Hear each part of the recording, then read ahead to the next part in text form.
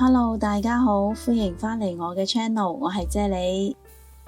雞血藤佢有行氣補血、舒筋活絡、調經嘅功效嘅，對於女士嘅月經不調、經痛、血虛閉經都有非常之好嘅治療功效嘅喎。另外咧，雞血藤對於患有風濕痹痛啦、手腳麻木、關節痛嘅人士咧，都有好好嘅治療作用嘅，甚至乎對於中風後肢體癱瘓嘅人士咧，都可以用嚟做輔助治療添㗎。咁我呢度咧用咗大概100個 gram 左右嘅乾品雞血藤啦，100個 gram 左右嘅紅棗啦，佢所含嘅紅棗多糖咧有抗氧化嘅功效㗎喎，可以延緩人體細胞嘅老化啦，令到皮膚同埋身體各項功能保持年輕嘅，從而咧起到延緩衰老嘅功效嘅。50個 gram 左右嘅北芪啦，佢有補脾益氣嘅功效啦，對於氣短無力、經常頭暈、唔覺得熱，但係咧有大汗淋漓喎，呢一啲症狀咧都有非常好嘅治療功效㗎。60個 gram 左右嘅冰糖啦，佢有補中益氣、潤肺止咳嘅功效嘅，對於肺燥咳嗽、乾咳無痰、唇瘡、飛滋都有好好嘅輔助治療功效㗎。上述所介紹嘅乾品喺製作嘅過程中，難免會沾上一啲嘅沙石塵啦，所以咧通常我會將佢哋清洗3-4次嘅。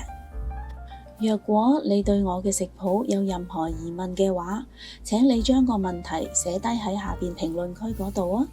我係非常之咁樂意同大家一齊討論㗎。同埋我會將呢一個食譜嘅所有食材用料啦 list 咗喺呢條片嘅最後啦。如果各位有興趣煲呢一個糖水嘅話，請你將呢一條片睇到最後就可以一目了然㗎啦。將所有嘅材料擺晒落個湯煲度啦，我會加多3片薑片啦，嚟調和所有藥材嘅藥性嘅。咁我今日咧會用明火嚟煲嘅，所以我會加入大概2 lit 左右嘅清水啦。因為冰糖一定要同凍水一齊開始煲先至會清甜嘅，所以咧我會將所有材料同凍水一齊開始煲嘅。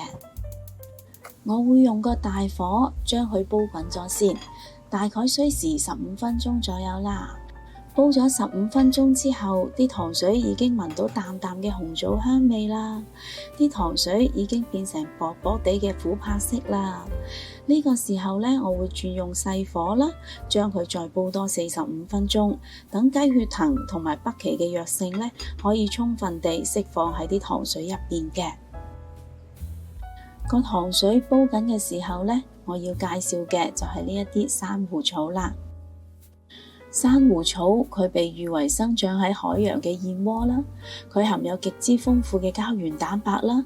而佢所含嘅膠原蛋白係魚翅嘅10倍咁多㗎喎。佢可以有效地修復關節嘅軟骨組織啦，同時咧亦都可以強化筋骨同埋韌帶㗎喎，從而咧起到舒緩關節疼痛、腰膝痠痛嘅功效嘅。咁我用嘅咧就係乾品嘅珊瑚草啦，所以我會將佢用清水浸佢5-6個鐘嘅，令到珊瑚草咧變返佢原來嘅樣貌啦。咁呢個時候咧，我會將浸珊瑚草嘅水咧擎乾咗佢嚟備用啦。哇，好香啊！個糖水咧都已經煲到差唔多啦，啲湯汁已經變得相當濃郁啦。呢個時候咧，我會將雞血藤、北芪呢一啲嚼唔爛嘅食材咧揀走咗佢嘅，咁一陣個糖水食起上嚟就會比較方便啦。揀走咗唔要嘅藥材之後咧，我會將準備好咗嘅珊瑚草加埋落嚟啦，keep 住用個細火再煲多佢5分鐘嘅。